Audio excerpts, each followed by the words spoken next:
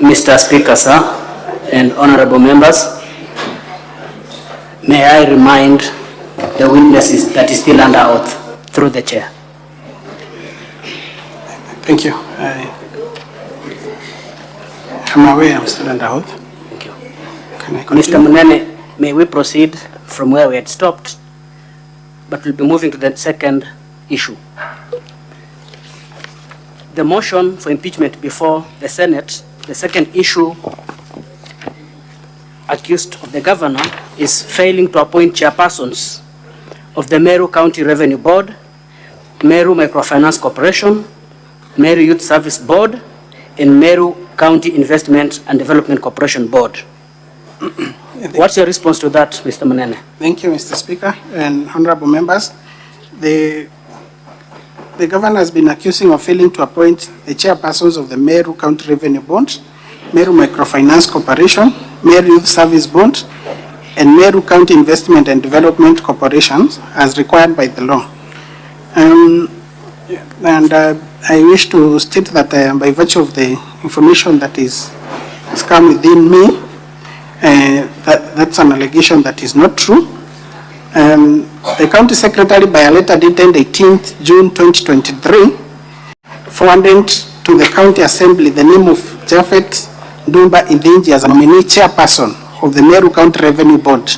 The process of appointment of these chairpersons starts by the governor forwarding the list of nominees to the Assembly for approval. And it is only once the Assembly has approved. Mr. Speaker, sir, I'm sorry for intervention, but I would seek your guidance that the witness directs us to the place where that evidence is for, so that we are able to follow. Most obliged. Thank you. I was getting there, Mr. Speaker. No, get there first. Thank you. Because as you explained, we need to be on that page. So start with the page containing that document, so that when all the senators are there and other parties are there, you can now proceed to explain yourself. Thank you, Mr. Speaker. It is on page 53 of the Governor's Board of Documents, Volume 1B, page 53. There's a letter there dated 18th June 2023, received by the Office of the Clerk at the County Assembly on 21st June 2023. And the Governor and the Executive Member in charge of Finance, pursuant to Section 6 of the Meru County Revenue Board Act, is forwarding the list of nominees for the chairperson and 2 members of the County Revenue Board.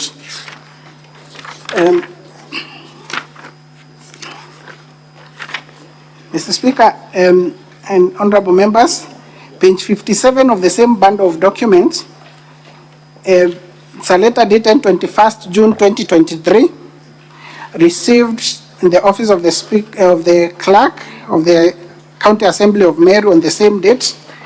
It is forwarding the list of the chairperson and 2 members for approval by the County Assembly, forwarding the list, specifically the name of Harriet Karamana Gitonga Kadhata as the chairperson of Meru County Investment and Development Corporation.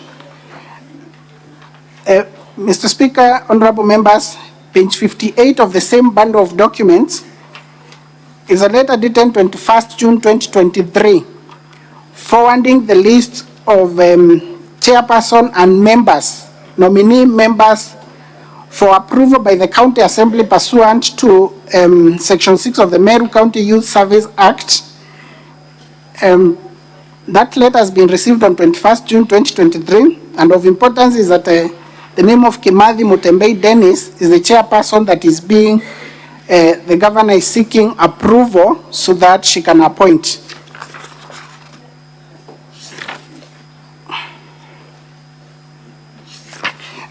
Mr. Speaker, honorable members, after this letter, the County Assembly drew a letter dated 21st July 2023. The clerk of the County Assembly wrote to the County Secretary that is in page 60, volume 1B, a letter that is in page 60, volume 1B, whereby the clerk of the county assembly is saying that my office is unable to recommend the list, for their consideration to be transmitted to the county assembly for action, largely because they observe that there are some missing information regarding the status of offices, as some of the offices sought to be filled and substantive office holders. And by a similar letter that appears on page 61 of volume 1B, and the clerk of the county assembly is seeking, it's a reminder letter, followed by the letter that was received on 21st July 2023. And Mr. Speaker, honorable members, in response to that letter, the county secretary and end of public service wrote a letter dated 18th September 2023. It appears on page 54 of volume 1B of the same bundle of documents. And in this letter, saying that it indicates that reference is made to the above subject matter and your letter dated 31st August 2023. The nominees of the County Revenue Board are made in anticipation of their lapse of term on 14th December 2023. All the other offices fell vacant by way of natural attrition. Mr. Speaker, honorable members, on page 55 is another letter from the county secretary directed to the clerk of the county assembly, which is a polite reminder. It has been received the same date, it's dated 11th January 2024. On 21st March, page 56, volume 1B. On 21st March 2024, the county secretary still wrote another reminder to the clerk of the county assembly of Meru,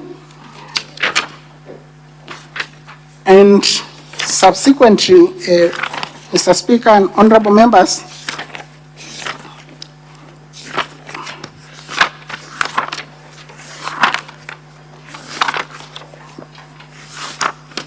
by a letter dated 15th July 2024, it's in the County Assembly's bundle of documents.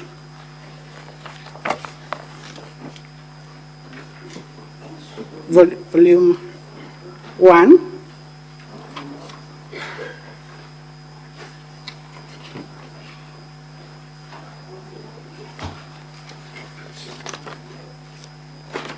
This one.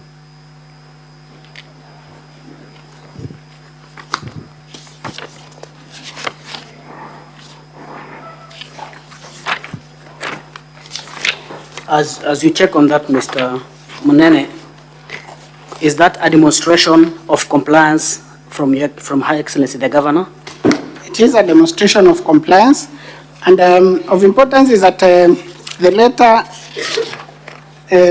dated 31st August, that is on page 61, which appears on volume 1B of the Governor's bundle of documents, the clerk of the county assembly is indicating that they have learned, indicating that the county assembly, county government, this is to kindly make a follow-up on the requested information to facilitate the committee of the 400 names to the various semi-autonomous bonds of the county government of Meru to the relevant committee of the county assembly for vetting and consideration, excluding the nominees of the Meru County Alcoholic Drinks Control Board, whose nomination has been since committed to the relevant committee of the county assembly for vetting and consideration. Mr. Speaker, honorable members, despite the clerk of the county assembly confirming that the list for the Meru County Alcoholic Drinks Control Board and been laid to the relevant committee by 31st August 2023, to date, that vetting is yet to be concluded.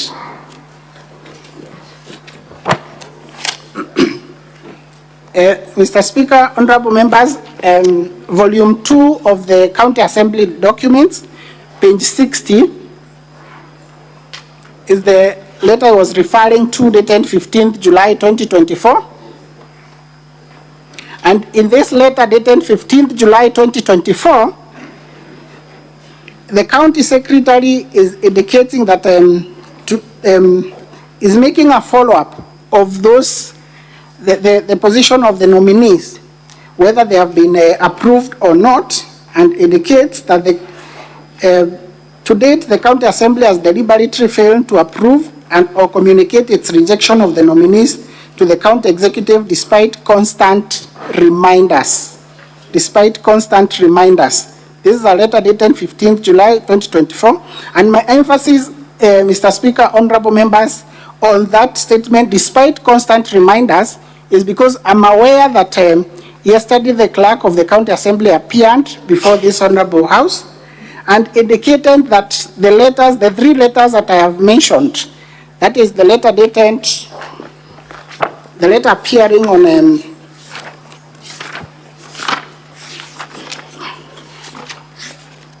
the letter appearing on page 54, 55, and 56 of the governor's body of documents, that they are disputed. Those letters are disputed. The clerk of the county assembly indicated they have never received any letter for a reminder. Thank you. I think that point has been exhausted. Let's proceed to the next issue. The next accusation is that the governor has refused to implement resolutions of the assembly to dismiss the county secretary, Dr. Kiambi Tambura, and the chief of staff, Mr. Gatobu Nchamba. What's your answer to that, Mr. Munene? Thank you, Mr. Speaker, honorable members.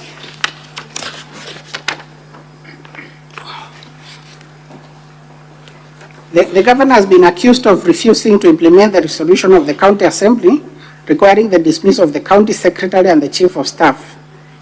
Mr. Speaker, honorable members, I'm aware of the information that, by virtue of the position that I hold, that once a report of the committee of the county assembly has been discussed, that report has to be tabled. Once a report has been prepared of a petition, the report has to be tabled in the county assembly, and resolutions pursuant to that report made. Thereafter, the resolutions and the answers for that sitting adopting the report is supposed to be forwarded to the executive or to the governor to implement the resolution. I can confirm that the document that the county assembly seeks to rely on do not include a resolution. They do not include any answer showing whether the report that for the joint committee was adopted by the assembly or not. So to that end, there is no resolution to accuse the governor of not implementing. Thank you, Mr. Munene. Quickly, as a practitioner of law, does the county assembly have mandate to dismiss a county secretary and chief of staff as officers in the office of the governor? Mr. Speaker, honorable members, I'm not aware of a provision in law that mandates the county assembly to dismiss the county secretary or the chief of staff. To the best of my knowledge,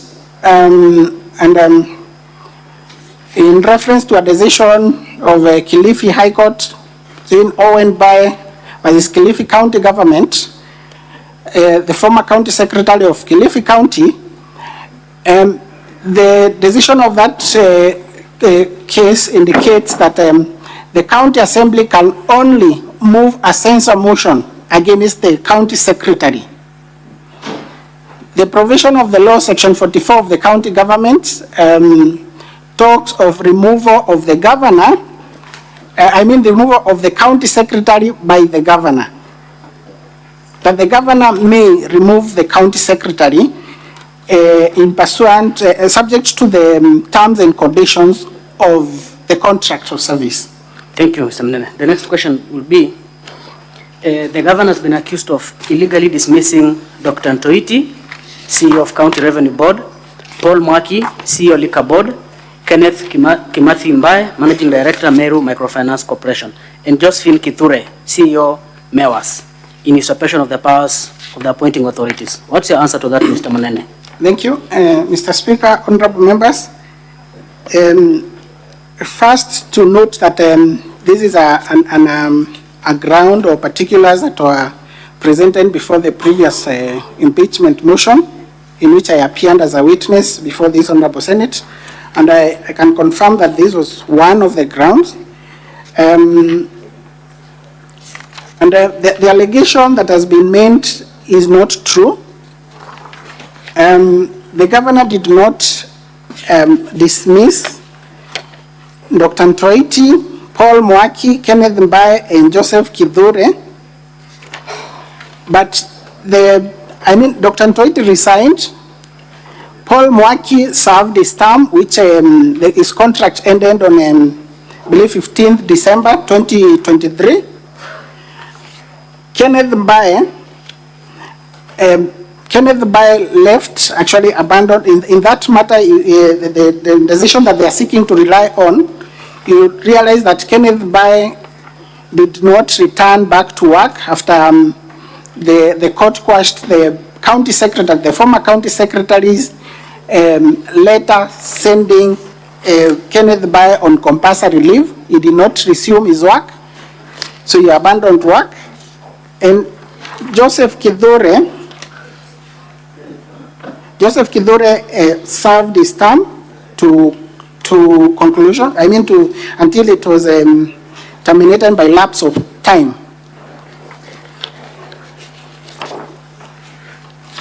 So, and also the allegation that the county government of Meru has been slapped with the 4 million in that decision.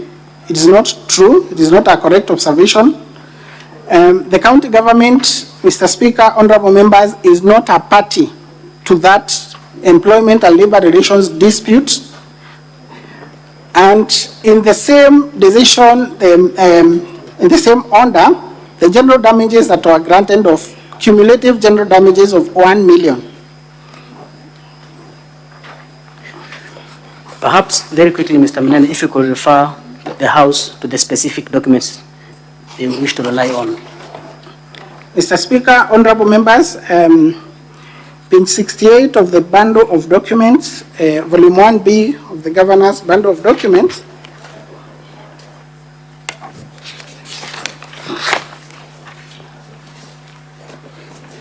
it's a request for confirmation on employment of Dr. John Toiti, made by the county secretary to the Nairobi County Secretary, Nairobi County. And on page 69 is a resignation of Dr. John Toiti, dated 14th November 2023. Page 70 of that bundle of documents is a letter from Nairobi City County confirming that confirming the employment status of Dr. John Toiti, that Dr. John Toiti is an employee of Nairobi City County. Page 71 of volume 1B of the bundle of documents, it is a notice of appeal indicating that the parties, the respondent, they disagreed with the decision of the court, and they have preferred an appeal against that decision.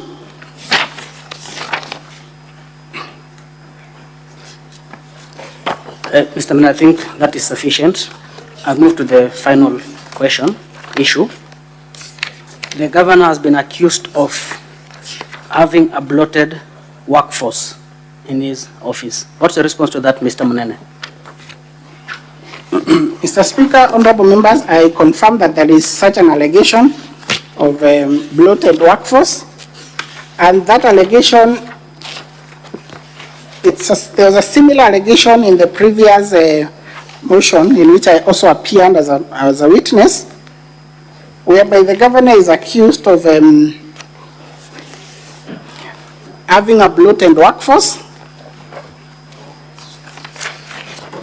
There are documents on the contrary to indicate that the governor has been categorical on the issue of controlling the wage bill in the county. That is by minimizing any hiring or replacements.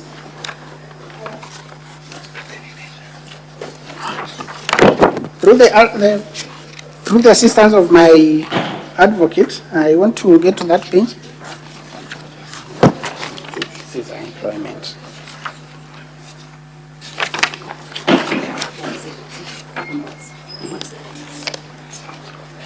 Page 170 of volume 1B, part of documents.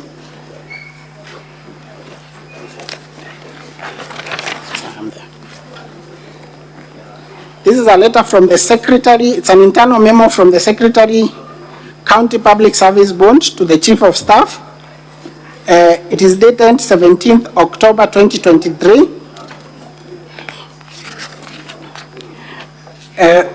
Mr. Speaker, honorable members, it's of importance to note that at 17th October 2023, it is the same week that the second impeachment motion was drafted and debated at the County Assembly. This was an allegation that, the document that they sought to rely on, they relied on those documents then, and they're still the same document that they're relying on. In this letter, dated 5th October 2023, on page 170, the County Public Service Board, the Secretary of the County Public Service Board is communicating to the Chief of Staff that we would like to inform you that we have exhausted the available vacancies in the office of the governor as per the Transition Authority Circular of 6th September 2013. We have concluded on the recruitment process for staff in the governor's office. Attached, please find the list of the officers who have been so far employed in the office of the governor. And Mr. Speaker, honorable members, that list has 29 employees, 19 directly under the governor's office, and 10 under the deputy governor's office.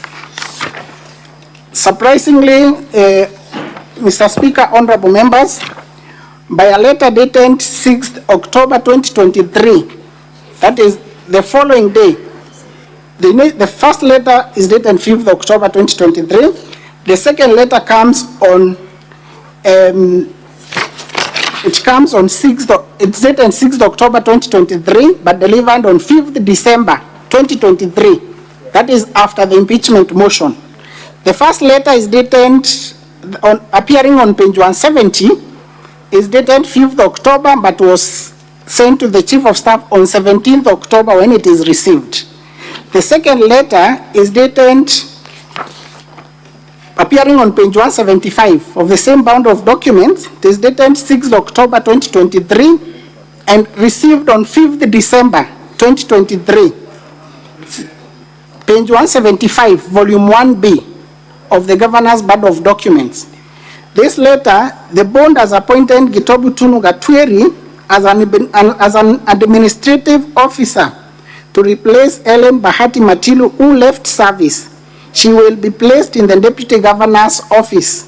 This is therefore to give you authority to loan her into the payroll. What was the response to that? Mr. Speaker, honorable members, by a letter dated 15th December 2023, it's appearing on page 173, volume 1B of this document.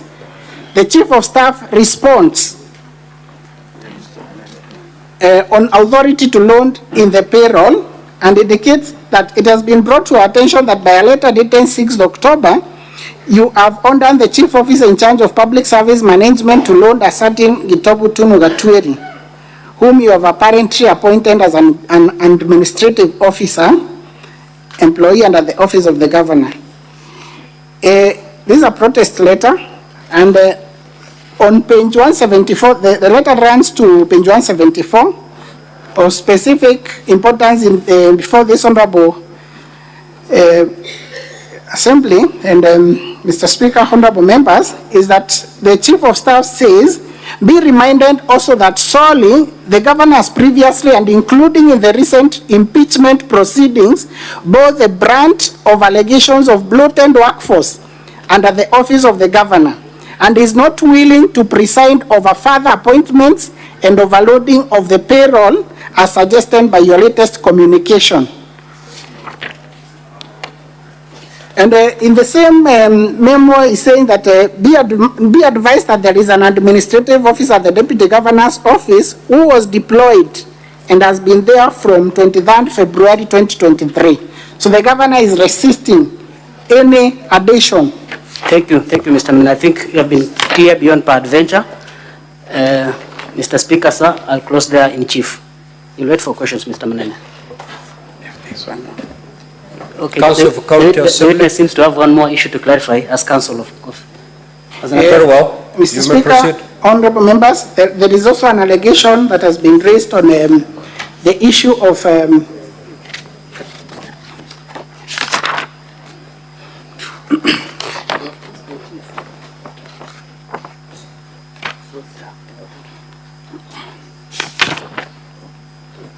that the governor has been accused of abuse office for paying Kiabi Christas Manyora his full salary while still in remand. I'm aware that the County Public Service Bond, pursuant to sections 59(1)(c) of the County Government Act, is the one mandated with the disciplinary powers. The County Public Service Bond, it has the disciplinary powers, and when it comes to the issue of interdiction of an employee, it is the role of the County Public Service Bond to do the interdiction. And on disciplinary powers, at times the County Public Service Bond has delegated its disciplinary powers through some authorized officers. And I'm aware, Mr. Speaker, honorable members, that the governor is not an authorized officer within the meaning of section 86 of the County Governments Act. So it cannot be said that the governor has failed to interdict an employee under the public service. Thank you. Thank you, Mr. Munene.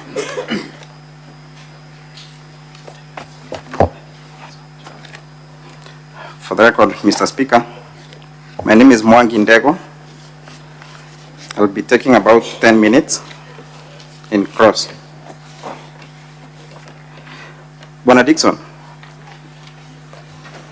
Mr. Speaker, honorable members, yes. Yes, sir. How are you, Bwana Dixon?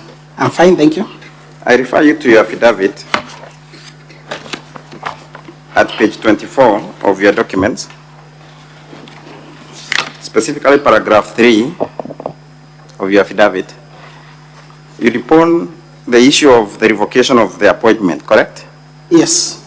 Do you dispute that Ms. Miriti was appointed? No, I don't. Now, you have also deponed that the appointment was not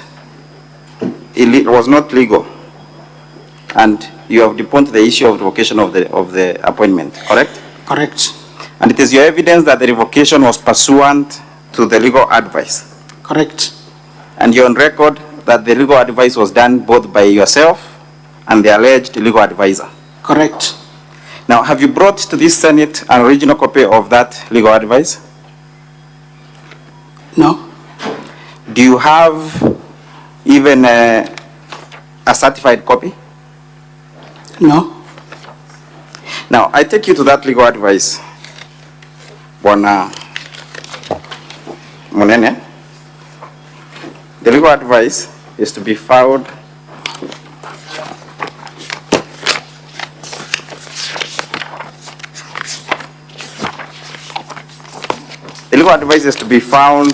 at page 11 of the governor's bundle of documents.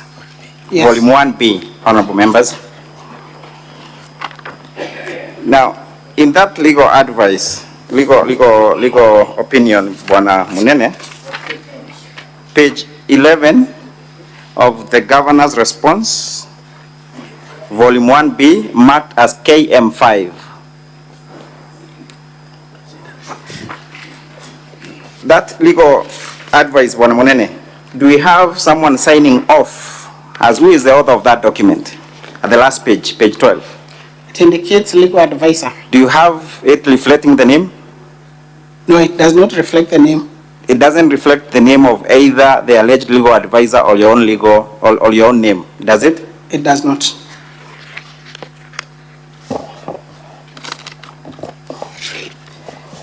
Honorable Senators, I want to move with you to the affidavit of one Linda Gaki Kiome that was filed yesterday before the Senate, yesterday afternoon. I hope we all have that affidavit. It's a standalone affidavit that was filed yesterday afternoon by Linda Gaki Kiome.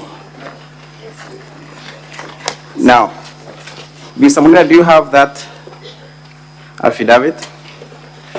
No. And in that affidavit, there is an annexure. I don't have the affidavit. You can supply a copy. Okay.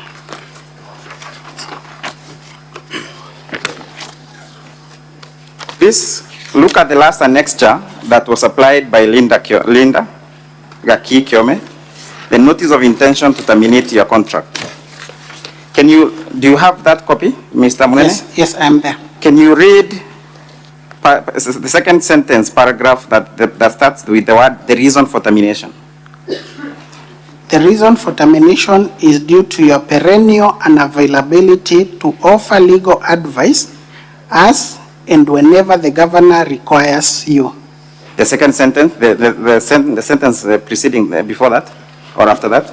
You have also discernigned your obligation as a legal advisor to the governor and instead concentrated on your schedule as a council member of the LSK and also in the running of your law firm. Now, which Mr. you are Munene, sole stop at proprietor. that. So this is an notice of intention to terminate the contract of Linda Gaki Kiome, correct? Yes. And the reasons for termination is perennial unavailability and desertion of work, correct? Correct. And what is the meaning of the word perennial? Is it not annually, perennially? Many times. Many several times. When is the date of this letter? 26th March 2024. 26th? March 2024. Proceed to the sentence that begins with the word, when the governor. When the governor raised this concern over the same issue in December 2023, and in an attempt to amicably resolve it, you intimated that due to the exigencies of your schedule, you contemplated resigning. So, in December, which year? 2023. That means that as of December 2023, the governor already had issues with her legal advisor, one Linda Gaki Kiome, correct? It indicates so. Is that not the inference? That is what it infers. Now, I take you back to the internal memo, Mr. Sorry, before I take you back to the internal memo, I take you to the date of the internal memo. When is the date of the internal memo? 23rd February 2024. 23rd? February 2024. A date coming after the governor having issues with her legal advisor, correct? Correct. A date coming after the governor having identified that her legal advisor has perennially deserted work, correct? Not correct. Do you want me to take you back to the intention to terminate? Yes, which is coming on 26th March 2024. That is when the issue of perennial that is coming. Yes, 26th March 2024. Thank you. Now, the paragraph that says when the governor raised this concern over the same issue, what issue was the governor raising in the month of December 2023 with her legal advisor, Mr. Munene?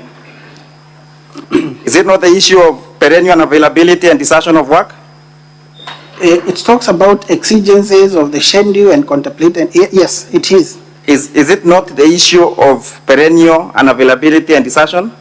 Yes. As of December 2023? Yes. The governor had problems with her legal advisor for being unavailable at work? Yes. Yet in 23rd February 2024, the legal advisor is in a capacity to advise the governor. Is that correct? Yes, it's correct. That's correct. That's correct.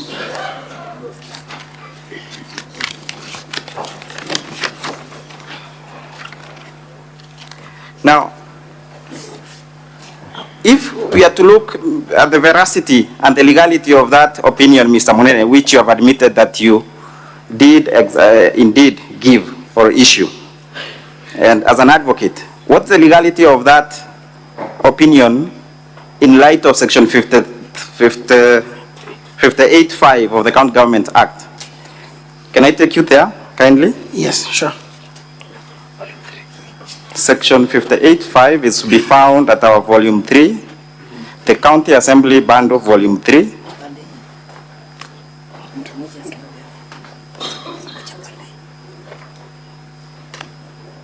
The County Assembly Bundle, volume 3,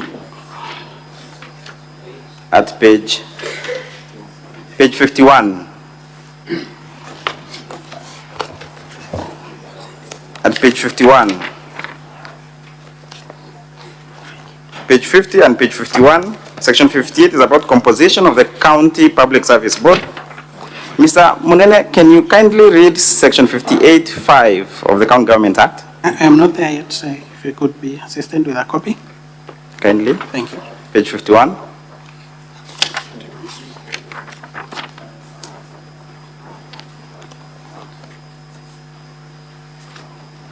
Yes. Can you kindly read? The members of the board may only be removed from office on grounds set out for the removal of members of a constitutional commission under Article 251(1) of the Constitution, and by a vote of not less than 75% of all members of the County Assembly. That is the process of removing a member of the board, correct? Yes, but not an ex-officio member of the board. Wasn't Ms. Miriti appointed to the board? She was an ex-officio Yes member or no? of the board. Is she not a secretary? She's a secretary. Does this fly on the face? Sergeant at arms.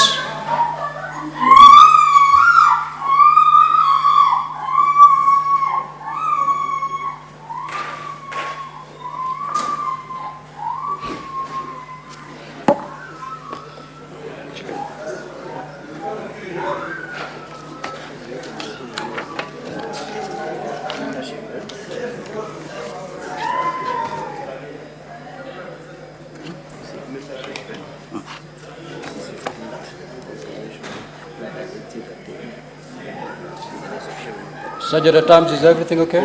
Mr.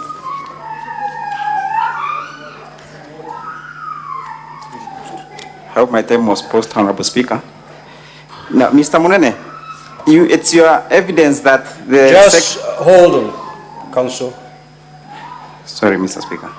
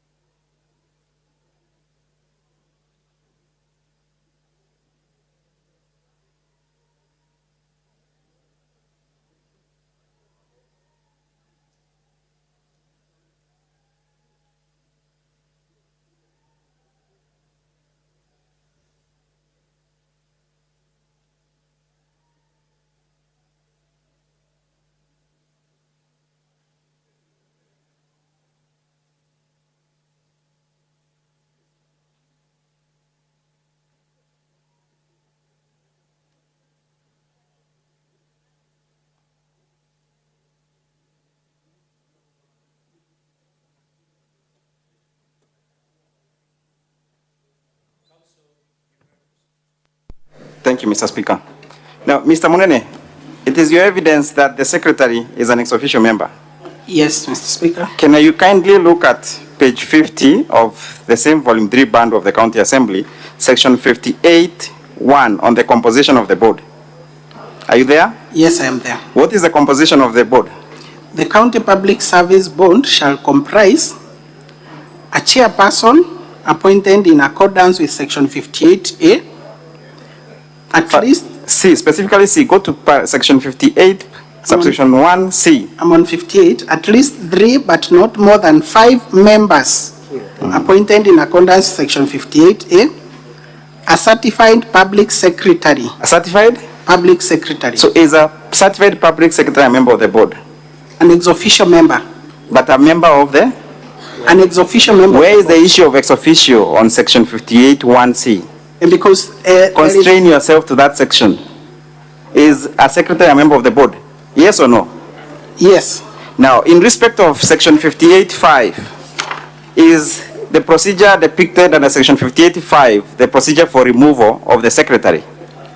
Correct? it's for the members of the board. And the secretary, correct? Article 251. No. 1, Mr. Munene, section 58(5), the members of the board may only be removed from office pursuant to section 58(5), correct? Yes, and Article Correct? 251. Yes or no? Correct. Now, in respect to the legal opinion, doesn't that legal opinion that you claim to have given fly on the face of section 58(5) and article 251? Yes or no? No. Now, Mr. Munene, I take you to the question of boards as paragraph 6 of your affidavit. You've deponed that the letter by the county secretary dated 18th June 2023 was forwarded to the county assembly in the name of Japhet Dombi, correct? Correct. Were you copied in those letters? Were you copied?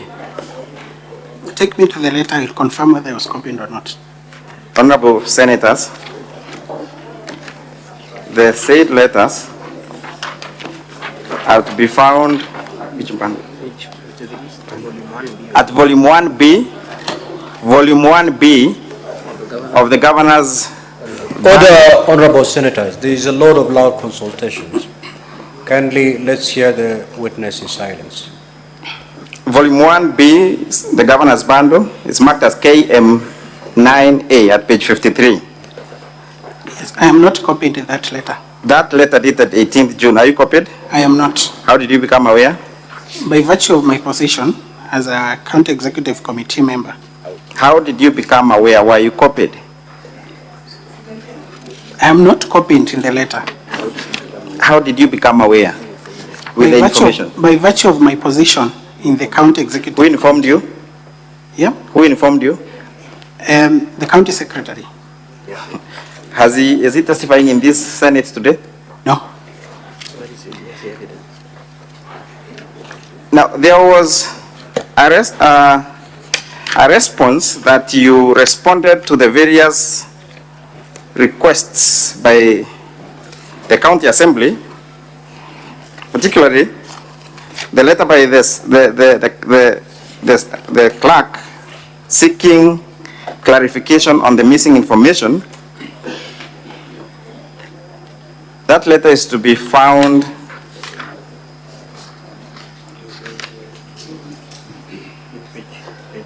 to be found in page 60 of the same bundle, the governor's bundle.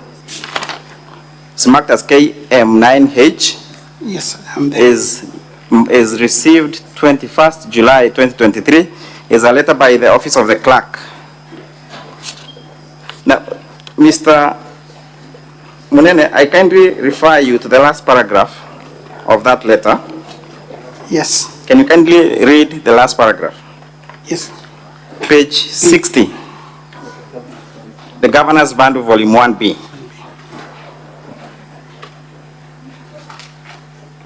Kindly also feel free to provide any other additional information regarding the nominations that may facilitate the county assembly to to effectively discharge its mandate. We look forward to your response and clarifications. And the preceding paragraph, we are therefore kindly asking for more information / clarification regarding the availability / existence of vacancies in the offices within which the nominations are being made in order to facilitate their transmission to the County Assembly for consideration. This will enable the County Assembly to... Stop there, Bwana Munene. Okay. Did you ever forward a response in terms of providing the necessary information as required by the clerk? Yes, Yes or no? Yes. Where is the evidence?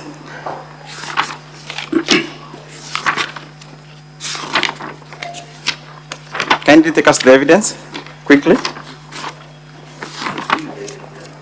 It's on page 54, volume 1B, Governor's Band of Documents.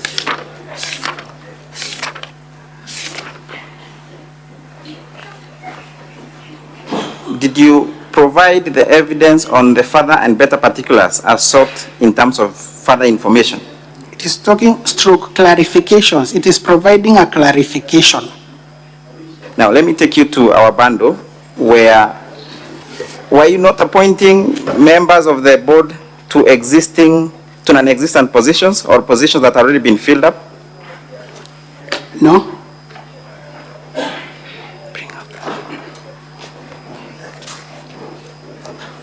Honorable members, we are referring to page 52 of the County Assembly response.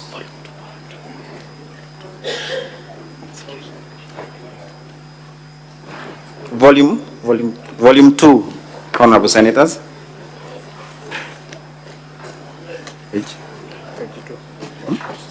Page 52, Volume 2 of the County Assembly documents. It's at page 52, Volume 2 of the County Assembly documents, exhibits. Now, Bwana Munene, can you kindly read out that Gazette notice? Page 52, Honorable Senators. Should I read from here? Mr. Munene, very quickly, time is not with us. Can you read out the Gazette notice number? Gazette notice number 538, the Constitution of Kenya, the County Government Time, Act. Mr. Munene, can you go to the content of the Gazette notice? It is notified. Okay. It is notified for public information that the Governor of the County Government of Meru has extended the period of appointment of the Meru County Revenue Bond contained in Gazette Notice number 5202 of 2017 for a period of 3 years with effect from the 15th December 2020. So is that not an extension of the office bearers then? Yes, it is. As at 15th December 2020? As at 6th December 2020. The Gazette Notice Expiring is dated, for a period of? The Gazette Notice is Mr. dated 6th December 2020. It's dated 15th And it November. says that the extension will be with effect with 15th December 2020. When was the extension to expire? When was it to expire, Mr. Munene? On 14th December 2023. 14th December 23. Now, in your letter dated 18th September 2023. In your letter, the letter at the Governor's bundle, Honorable Senators, at page 54. When you read that as against the county, the letter by the county, the office of the clerk at page 60. Mr. Munene, at page 60 of the Governor's bundle. Mr. Munene, at page 60. We are therefore kindly asking for more information, clarification regarding the availability, existence of vacancies in the office within which the nominations are being made. Is that so? Which paragraph is that? Wasn't the clerk asking for information as to which office the members were being nominated to? Yes, through clarification. As at 21st July 2023. Yes. And that is what you responded by your letter dated 18 September 2023. Yes. Did you supply information as to which office that you are nominating those members? It sought information through clarification. Did you supply? Yes, the clarification. Yes or no? Did you supply? Did you clarify that the office was already having office bearers? Yes. Were these office bearers in office on 18 September 2023? Yes. To which office were you nominating members? The nominees of the County Revenue Board are named in anticipation of their lapse of term on 14th December 2023. That is the clarification.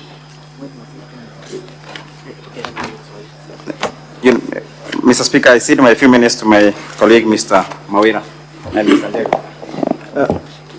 Mr. Munene, the letters appearing on pages 54, 55 to 56. You must be aware that the County Assembly contends that those documents are outright forgeries, correct? Sorry? The documents appearing from pages 54 to 56 of the Governor's Volume 1B, you are aware that you contend that those documents are forgeries, correct? Yes. And because his allegation was brought out yesterday, Yes. and the clerk was here, Yes. have you sought the leave of the Speaker or made any attempts to bring the delivery note of these 3 letters that you purport and that you say you are aware they were received by the office of the clerk? No, You've not made such an attempt. we have not made the attempt. Okay. Is it a coincidence that these 3 letters, and Mr. Speaker, I do not purport to be a forensic examiner or a forensic expert or a document examiner rather, but is it a coincidence that these 3 letters that were in different months, in fact in different years, is it a coincidence that the 3 of them were stamped on the same place, different months, different years? What do you mean by same place? Just look at the letterhead of those 3 letters. They are stamped on different pages. Stamp, yes, but same place, correct? Not same. Okay, I'll leave the honorable senators to draw their own conclusion. Mr. Munene, you said that there is a requirement that the County Assembly actually table and adopt a resolution with respect to petitions that are made by members of the public. Is that your position? Sorry? Is there a requirement, or what is your position with regard to, was there a requirement rather, this is the question, was there a requirement that a resolution be passed by the County Assembly for the removal of those officers? That is the Chief of Staff and the County Secretary, pursuant to that public petition. Is there a requirement in law? The requirement is that the resolution, the report is tabled to back to the County Assembly. No, is there a requirement? Because you say that there is a requirement that a resolution be passed by the County Assembly. That there is debate and a resolution passed. Is there such a requirement in law? The letter makes reference to resolutions of the Assembly, not of the committee, of the Assembly. Yes. Let me refer you to that report. That is Honorable Speaker, that is volume 2 of the Assembly documents, the exhibits in support of the impeachment motion, at page 140. Page 140 of volume 2 of the County Assembly documents. At 5.2, you will see the committee's recommendations. Is that the Assembly or the committee's recommendations? These are the committee's recommendations. And what is recommendation number 2? That the governor do dismiss the County Secretary and the Chief of Staff, correct? Yes. I'll refer you to our volume 4. Our volume 4, Honorable Speaker, the County Assembly documents. Volume 4, that is at page 295. Volume 4 of the County Assembly documents, that is, those are the standing orders.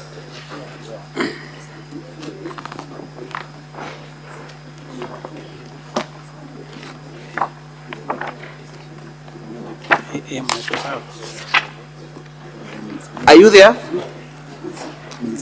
Yes, I am there. Page 295 of volume 4 of the County Assembly documents. On Committee of Petitions, I'll read it out and you tell me whether you agree with it. every petition presented or reported pursuant to this part shall stand committed to the relevant sectorial committee. 2, whenever a petition is committed to a sectorial committee, the committee shall in not more than 60 calendar days from the time of reading the prayer respond to the petitioner by way of a report addressed to the petitioner or petitioners and laid on the table of the assembly, and no debate on or in relation to the report shall be allowed, but the speaker may in exceptional circumstances allow comments or observations in relation to the report to the petitions for not more than 20 minutes. So do you still maintain the position that there needed to be a debate and a resolution passed by the county assembly in light of this standing order on the public petition that was passed by the county assembly of You Meru? did not get me clearly. I think that the resolution that you are making reference to of the assembly, Yes. you said the resolution of the county assembly, Yes. which are in existence. We do not have in the bundle of your documents resolutions of the county assembly adopting that report, and that is that is your allegation. I'll refer you, Mr. Munene, to page.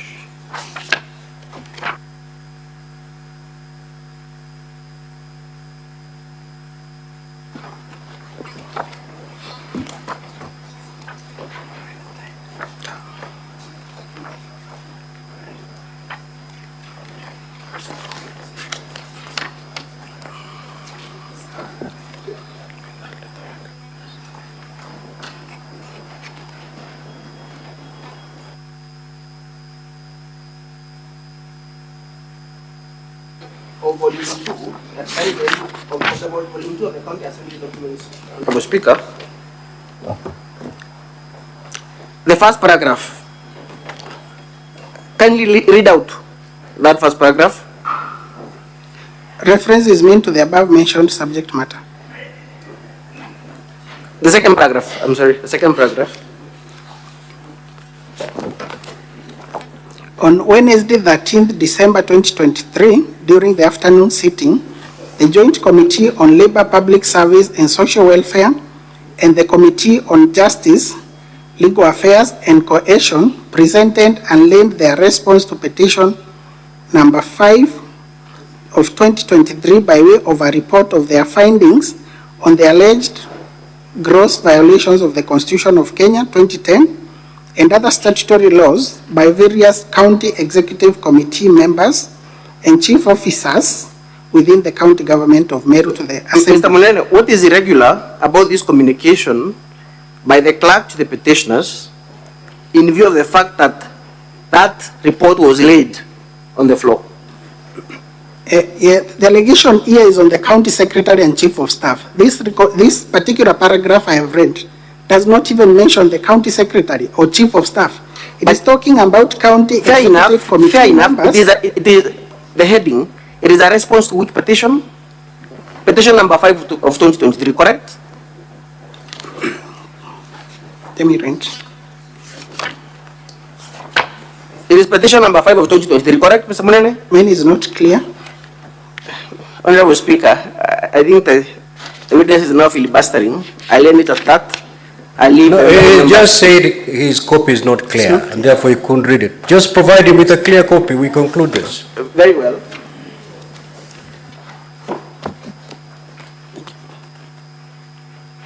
On my copy, it is petition number 5 of 2023. Can you see that? Yes. Okay. Yeah, petition number 5 of 2023.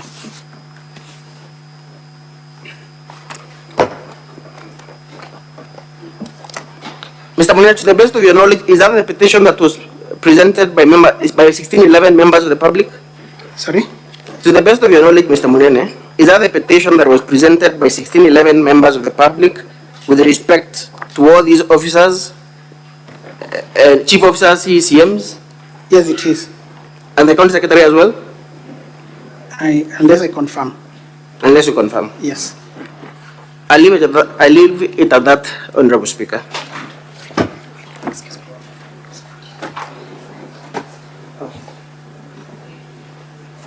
Mr. Munene, I'll be very brief with you.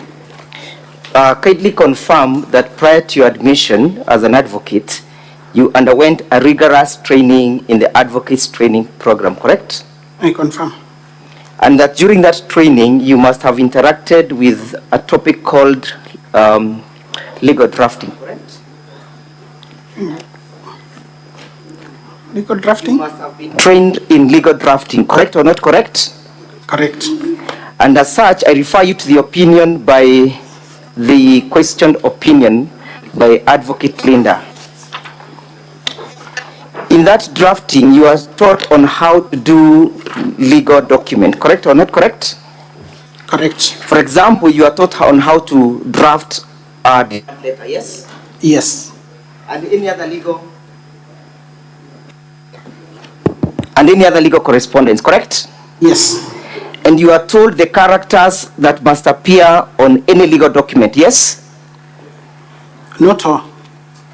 You are taught on the characters that must appear on any legal document, yes or no? Yes. And as such, in any legal document, there must be an identification of the person drafting that document, yes? Yes. Kindly look at that document. I am on it. Does it bear the person drafting it? Yes. Look at where the signature is purportedly embossed or placed. Does it bear the person drafting it? Yes. Legal advisor. No. What is the name of the person who drafted that document? The name is not there, but the title is. That is not there, correct? Yes. That is what you are taught in law school, yes? Yes. Thank you.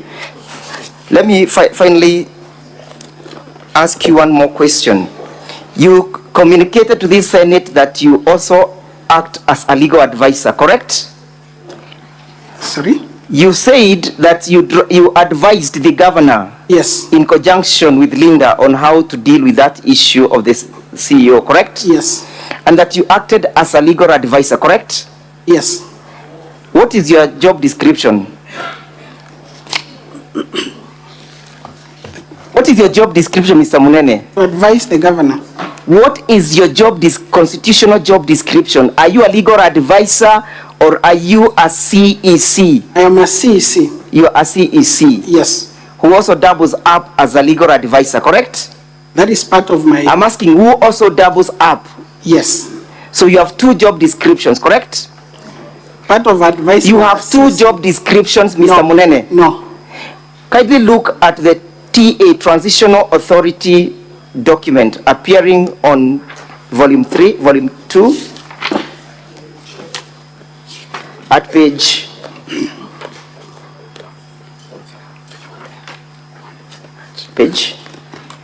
that one, the Transitional Authority. Look umetoa. Transitional Authority, you had it.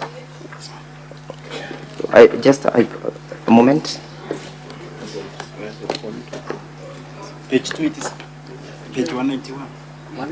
Page 191. Of volume 2. Volume 2.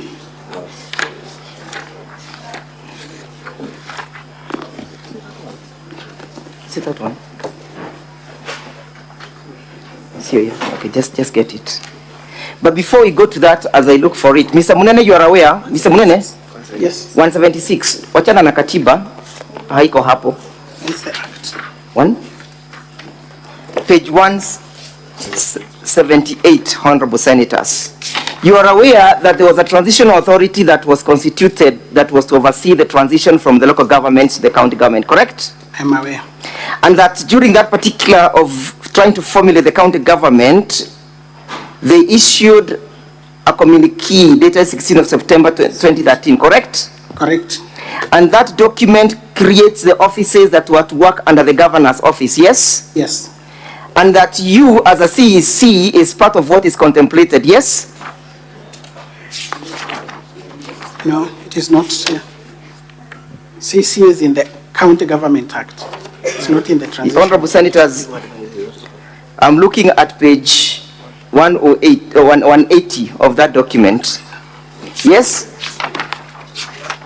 Volume 2, page 180. Mr. Munene? Yes, I'm there. Can you see where there is a provision for the legal advisor? Yes. Are you the legal advisor to the governor? No. Thank you. No further questions.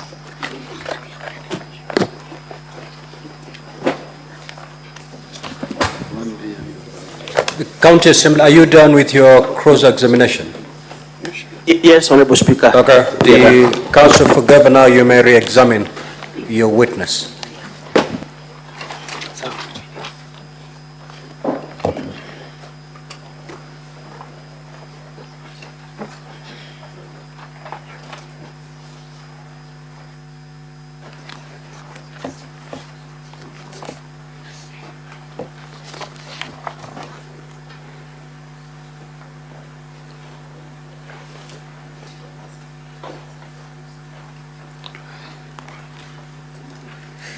Mr. Munene, I'll have a few questions for you, just for clarification. Thank you.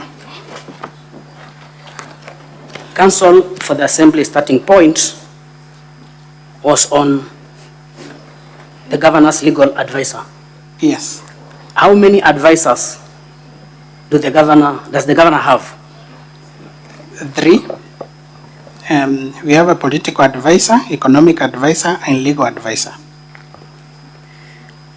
Mr. Munene, are you among the legal advisors? No. Thank you. You have been shown the legal advisory through an internal memo that was issued by the legal advisor. To you, is that in contention? It is not. As a legal practitioner, was it necessary for the name to be indicated? Not necessary. It's an internal memo. It's actually it's a legal advice, not a legal opinion, as I argued. Thank you. Is there an active matter in court between the said Linda Kiome and the Honorable Governor? There is. Has that matter been determined yet? No, it's still active. Thank you. You are shown an affidavit by Linda Kiome. Do you have that affidavit with you? Yes, I do. When was the notice of intention to terminate issued? It is dated 26th March 2024. Was there a subsisting relationship as of December 2023, as a matter of fact? Yes, there was. Thank you. An insinuation or innuendo was passed that the advisor was unavailable completely. Are you in a position to confirm whether it was sporadic appearance or total shutdown, unavailability? She was not totally unavailable. She was available, but there was perennial absence that was noted. Thank you for that clarification. And the other That will thing be is all. that she was still earning a salary, so she was still an employee of the governor. She earned a salary until the date of the lapse of the notice. She was an employee until 30th April 2024. A legal advisor. Thank you, Mr. Mnene. That will be all for this witness. Honorable Senators, for those who wish to seek for clarification or questions or pose questions to the witness, this is the moment. Senator Muma.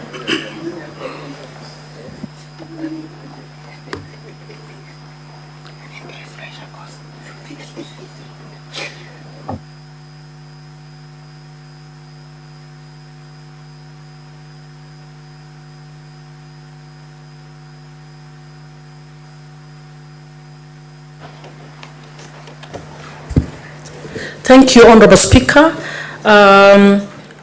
I have some 2 or 3 questions to you, witness. The first question relates to charge number 1. Is there a difference between revocation and dismissal or removal from office? That is question number 1. Question number 2.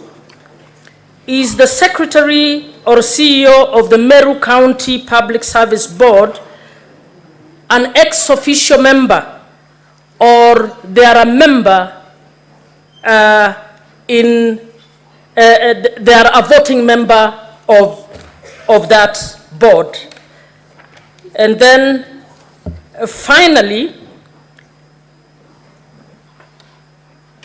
is it the practice that I can be a CEO of an institution and at the same time a holder of an office in the same institution? So I have taken leave of absence from being an officer in order to be a CEO in the same organization. Is that part of good governance practice in human resource? Thank you.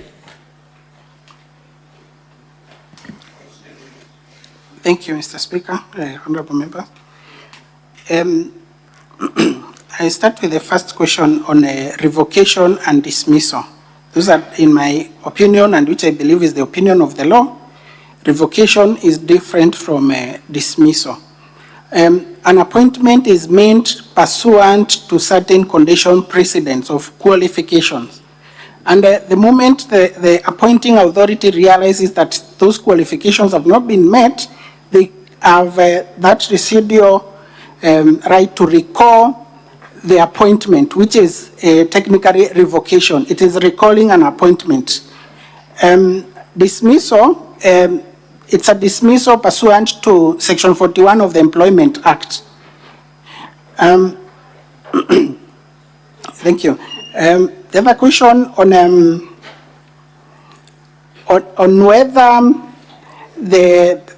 whether the counties,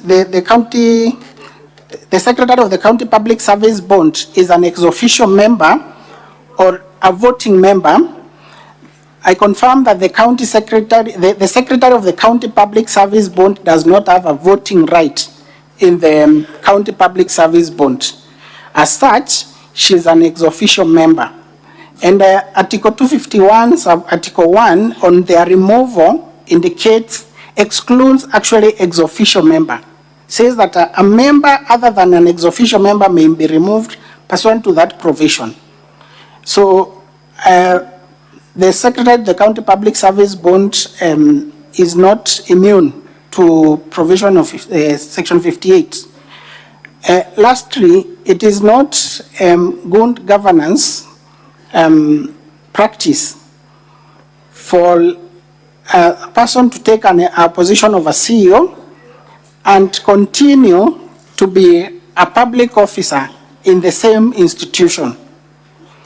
The court has rendered its opinion on that severally, and it has indicated that you cannot freeze one position for 6 years, take another position, await the 6 years to lapse, and come back and purport to continue in that previous position that you had taken. Senator Sige.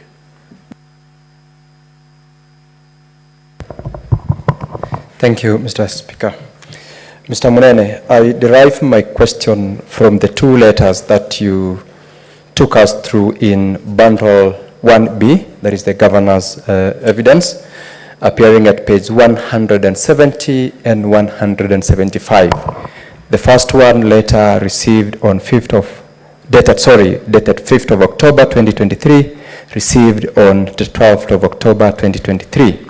And the second, which is of interest to me, is appearing at page 175, dated 6th of October 2023, received on 5th of December 2023. In that second memo, there is a gentleman, Gitobu Tunu, who is appointed to replace one Helen Bahati Matilu. Recall in your earlier letter, you indicated that the workforce within the office of the governor and the deputy governor comprised 29 employees. I can't see the name of Helen Bahati Matilu in that list of 29. Could you confirm that indeed that was the position, or the communication referred to a completely different person not within the employee of the deputy governor's personnel? You may proceed to respond, witness. Thank you, Mr. Speaker, honorable members. I confirm that Helen Bahati Matilu is the one that's being replaced, And in the letter that, indeed, in the letter that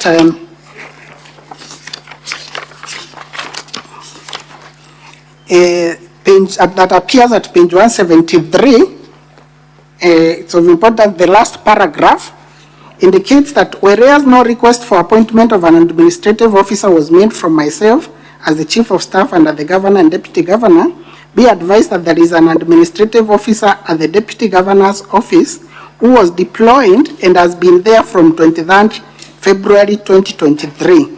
To put this in context is that the Saint Ellen Bahati Matilu, her appointment had been revoked for having not genuine academic certificates. After the revocation, an administrative officer was deployed to that office of the Deputy Governor. And that is what it is confirming, that from 23rd February 2023, that administrative officer was in that office. Senator Mogeni.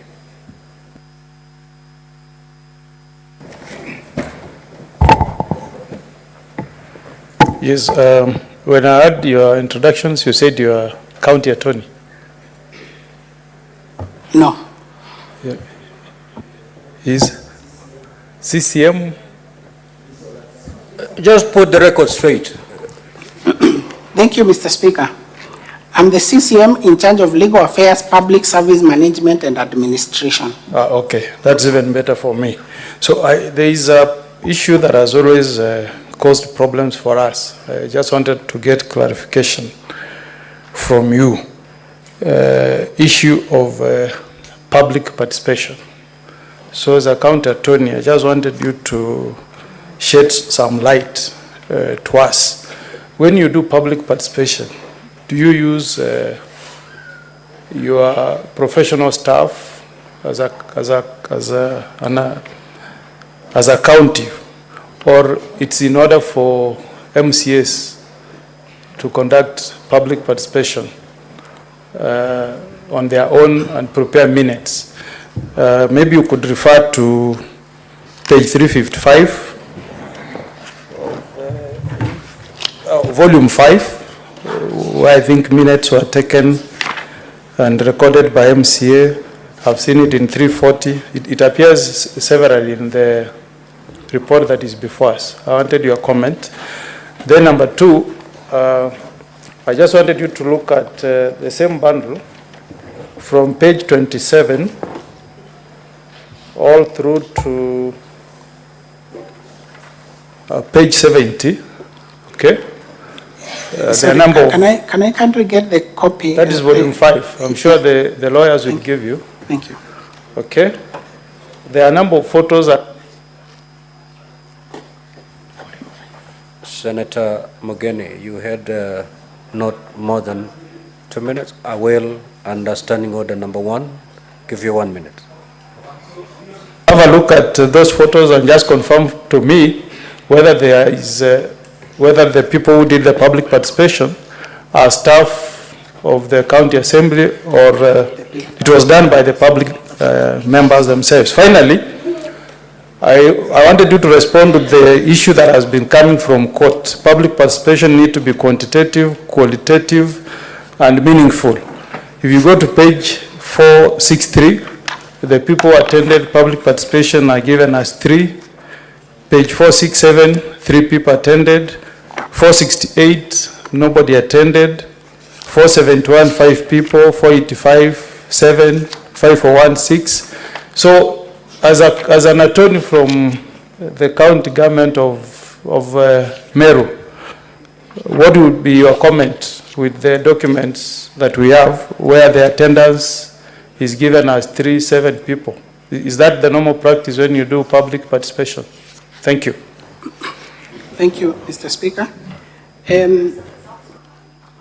Public participation, ordinarily, when it comes to the impeachment of a governor, is carried out by the staff of the county assembly. Although, under the county government, we have a Directorate of Public Participation and Civic Education, which is at the county executive. So I believe probably because of perceived conflict That is why the county assembly prefers to carry out public participation using their staff, the county assembly staff. In my opinion, and I believe in the opinion of the law, there has been a decision on public participation. I believe the decision that was legalizing the Finance Act 2023 to majorly dwelled on public participation.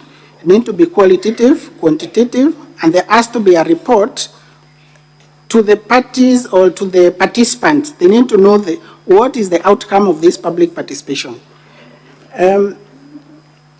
Public participation means there are some number of pages in the document that has been computed. You find that there are few participants, 1, 2, 3. Others, like the document that I'm in, page 468, it appears that it has not been recorded as having any participants. I believe it's due to the exigencies of time within which the county assembly has to process an impeachment motion the moment that it has been tabled. They have to carry out public participation within 7 days, and they have also to debate that motion between 7 to 10 days, within 7 to 10 days. So in this particular case, public participation was allegedly carried out during the same day, on one day, in the 45 warrants. And a notice that was given for that participation was I think it was a 4 days notice. So the reason why that why we have a very low turnout, I believe partly is because of the short notice, and partly also because, probably those who decided to abstain did not support the motion. Senator Chirange. Thank you, Mr. Speaker.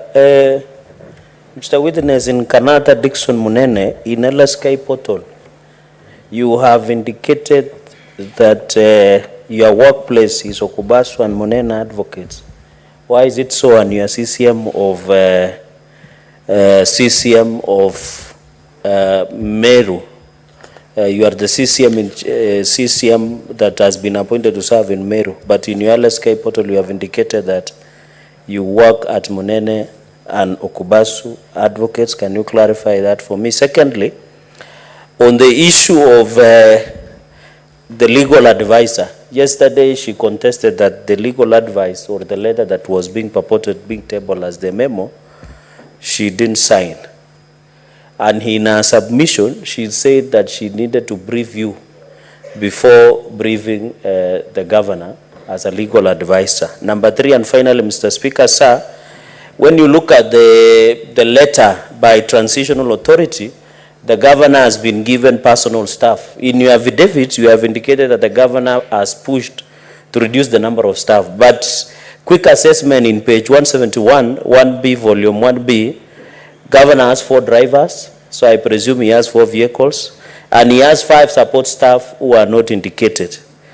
Is this in line with the circular that was issued with transitional authority in your submission? Finally, under the same letter, the all correspondence and communications should be and must be the county secretary. Are you the county secretary of Meru? Are you the CCM? Or are you the legal advisor? Can you clarify? Because you have witnessed in letters that has not even been copied to you as the CCM in charge of legal affairs. I thank you, Mr. Speaker, sir. Witness, proceed to respond. Thank you, Mr. Speaker.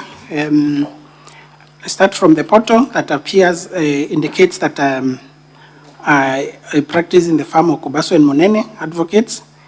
That was my former workplace before I joined the county executive.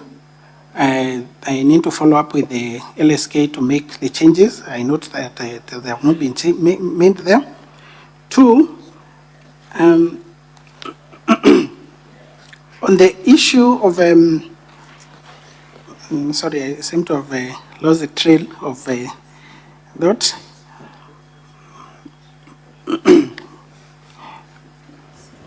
You didn't get the question? Sorry, Mr. Speaker, I didn't get the other questions. Can you give him a full scope and a pen so that we don't go back to it. Senator Chirange, just pose it again. Mine, Mr. Speaker, quickly, under page 171, volume 1B, the letter that has been part of the evidence, in the breakdown of governor's personal staff, there are 4 drivers, so I presume there are 4 vehicles, and there are 5 staff that their job description has not been indicated. So the question should be, in your affidavit, you have indicated the governor is trying to bring down the wage bill. And finally, the final question was, under the same letter by the transitional authority, all communications and correspondence should be and must be through the county secretary. So my question is, are you CCM in CCM? Are you county secretary or are you legal advisor? Who are you in Meru? It looks like you are the king of Meru and we don't know. Thank you, Mr. Speaker. Thank you, Mr. Speaker. It is indeed page 171, volume 1B of the governor's documents. It indicates that there are the governor's 4 designated drivers. I believe the governor has 3 vehicles. There has to be a reliever. There is also the issue of the support staff. That is as per the transitional authority advisory, which talks of support, a few support staff. On the issue as to whether I am the CCM, the county secretary of the King of Meru County, I confirm that I am the CCM. I'm not a county secretary. There is a county secretary by the name Dr. Kiambi Aderu.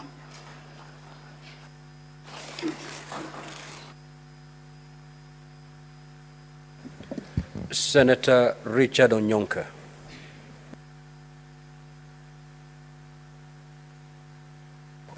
Thank you, Mr. Speaker. I just needed clarity on the charge of illegally dismissing Dr. Ntoire. I think you're aware of that case. That also includes Paul Mwaniki, Kenneth Kinuthi Mbaye, and Joseph Kithure. Right. I wanted to ask you, could you confirm to this House if indeed these officers were dismissed by the governor? And if so, what procedure did she use to dismiss them? If she's the one who did the dismissals, or was legal procedure followed? Thank you, Mr. Speaker. Thank you, Mr. Speaker. I can confirm that the